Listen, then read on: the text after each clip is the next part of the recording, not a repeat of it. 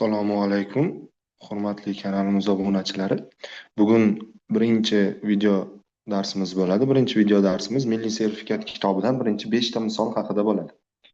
Demak, birinchi misoldan boshlab ishlar ekandik. Birinchi misolda a taqsim 2 teng, b taqsim 3 teng c tenglikni qanoatlantirish uchun natural sonlar uchun a plus b plus c ning eng kichik qiymatini toping. Demak, birinchi to'xtaladigan narsamiz bizda natural son degan qismiga to'xtalishimiz kerak. Demak, natural sonlarimiz bizda bilamizki, birdan boshlanadi va cheksizgacha ketadi. Demak, birdan boshlangandan keyin bu yerda c ning eng kichik qiymati 1 bo'la oladi. Eng kichik natural sonimiz 1 bo'lgandan keyin c ning eng kichik qiymati ham 1 bo'ladi. Demak, o'z-o'zidan c teng 1. Ana endi a taqsim 2 ham teng, b taqsim 3 ham teng 1 ligidan foydalanib a ni topib olsak 2, b ni topib olsak 3 chiqadi. Bizdan a plus b plus c ni so'rayapti. A plus B plus C ni topadigan bo'lsak, A ni o'rniga 2, B ni o'rniga 3, C ni o'rniga 1 keltirib qo'yadigan bo'lsak, javobimiz 6 chiqar ekan. Demak, bizning birinchi javobimiz C javob ekan. Keyingisiga o'tamiz. Ikkinchi misolimizda 23x4 y soni 5 ga bo'linsa, x plus y ning eng katta qiymatini so'rayapti. Demak, bilamizki, 5 ga bunda biz 5 ga bo'linish qoidasidan foydalanishimiz kerak. 5 ga bo'linish qoidasi bizda oxirgi raqam 5 ga bo'lingan sonlar 5 ga bo'linadi. Yoki uni buzibroq aytadigan bo'lsak, qoidani oxirgi raqami 0 yoki 5 bo'lgan sonlar 5 ga bo'linadi. Demak, bundan ko'rinib turibdi. Demak, y olishi mumkin bo'lgan qiymatlar bizda 0 yoki 5. Lekin bizda x plus y ning eng katta qiymatini so'rayapti. O'z-o'zidan 0 varianti chiqib ketadi va y teng 5 ligi kelib chiqadi. Demak, bizda 5 ga bo'linish uchun bu yoqdagi raqamlar qiziq emas. Bizga faqat oxirgi raqam qiziq. Biz oxirgi raqamni topib oldik, y teng 5 ligini. Demak, bu yoqdagi ixtiyoriy sonlar turishi mumkin oxirgi raqamdan boshqa sonlarda. Demak, bundan kelib chiqadi x ning eng katta qiymati 9. Bizdan x plus y so'rayapti. 9 plus 5 hisoblasak 14 chiqar ekan. Javobimiz B javob. Keyingisi a natural son uchun a darajasida 33 ning oxirgi raqami 7 bo'lsa, a ning oxirgi raqamini toping deyapti. Demak, mana bu yerda qanaqadir sonimiz bor ana o'rnida, biz bilmaymiz. Lekin shuning 33-sining oxirgi raqami 7 bo'lsa, a ning oxirgi raqamini topishimiz kerak. Demak, bu yerda biz a ning o'zini ham topa olmaymiz, qaysi sonligini to'liq, lekin a ning oxirgi raqamini topishimiz mumkin. Demak, biz bu joyda o'ylab olishimiz kerak, o'zi qaysi sonlarning oxirgi raqami 7 bilan tugashi mumkin, darajalarining ya'ni. Masalan, 1 ning darajasi hech qachon 7 bilan tugamaydi.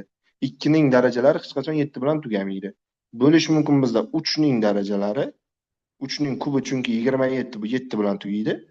4 ning, 5 ning, 6 ning darajalari bo'lmaydi va 7 ning birinchisi ham 7 bilan tugaydi. Qolgan sonlarimiz darajasi 7 bilan tugamaydi. Demak, biz oxirgi raqam topishni usulidan foydalanib, ya'ni takrorlanish tanasidan foydalanib bilib olamizki, 3 ning takrorlanish tanasi ham 4, 7 ning takrorlanish tanasi ham 4. Demak, agarda men 33 4 ga bo'ladigan bo'lsam bu yerda, menda chiqib keladi, 1 qoldiq chiqib keladi. Ya'ni 32 bo'ladi, 8 ta beraman, 1 qoldiq chiqib keladi. Demak, agarda men buni 3 bilan tugaydi deb faraz qiladigan bo'lsam, uning oxirgi raqami 7 bo'lishi uchun 3 ning kubi bo'lishi kerak. Ya'ni men bu yerda qoldig'im 3 qoldiq bo'lishi kerak. Demak, qoldig'im 3 qoldiq emas, shuning uchun 3 o'z-o'zidan chiqib ketadi. Demak, 1 qoldiq qolyapti. Demak, 7 ni birinchisini oladigan bo'lsam, bu 7 bilan tugaydi. O'z-o'zidan sonim oxirgi raqami 7 ekan. Keyingisi 4-misolda 23 ning 2025-chisi minus 17 ning 2023-sining oxirgi raqamini toping deyapti. Demak, men oxirgi raqamni topishda faqatgina takrorlanish tanasidan foydalanib topa olaman xolos. Boshqachasiga oxirgi raqamni topa olmayman. Demak, bu yerda 3 bo'lgani uchun menda 3 dan oldingi sonlarning qizig'i yo'q, oxirgi raqam dedim, faqat oxirgi raqam qiziq. Demak, 3 ning 2025-sini topishim kerak oxirgi raqamni. 3 bilamiz 4 marta takrorlanadi. Demak, 2025 4 ga bo'ladigan bo'lsa, 20 ning ichida 5 marta ayiraman 20 ni 0 bo'ladi. Bu yoq 25 tushiraman 0 bo'ladi. 25 o'zini tushirsam 6, ayiraman 24 ni 1. Demak, qoldig'im 1 qoldiq ekan.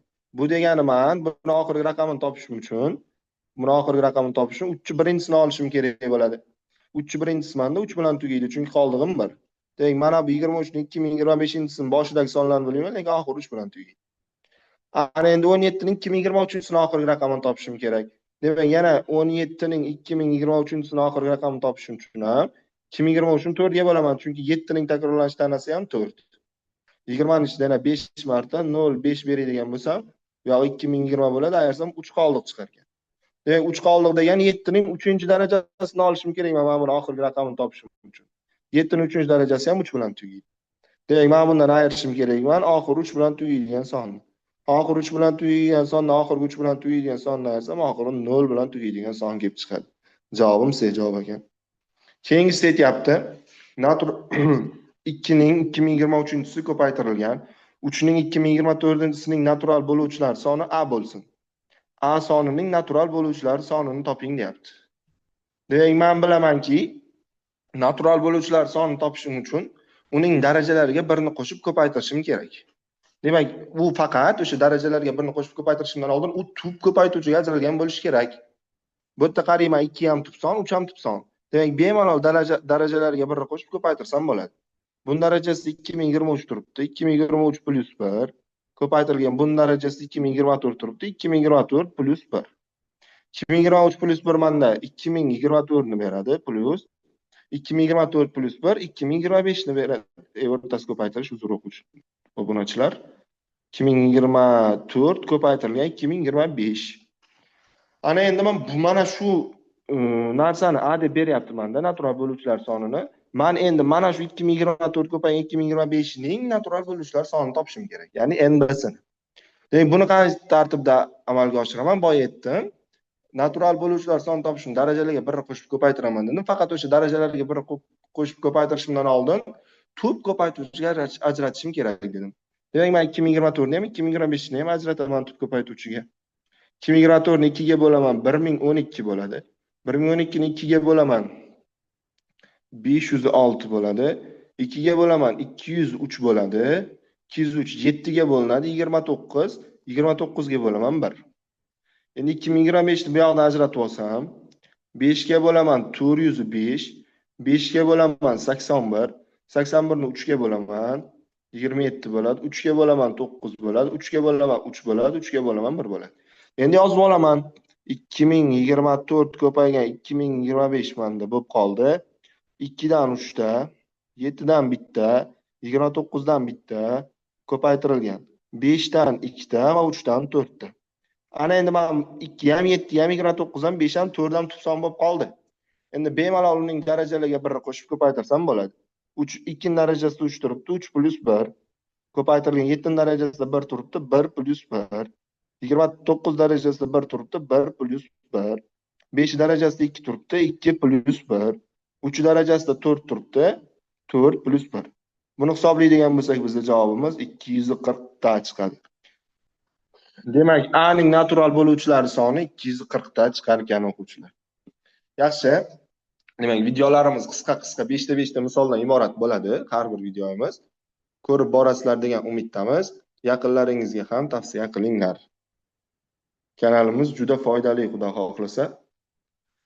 Hamma misolning yechimlarini bitta-bittalab berib boramiz bu kanalimizda. Nafaqat misollar, balki yangi mavzular, yangi testlarni ham siz bilan ko'rib, testlarning tahlillarini ham uyushtirib boramiz.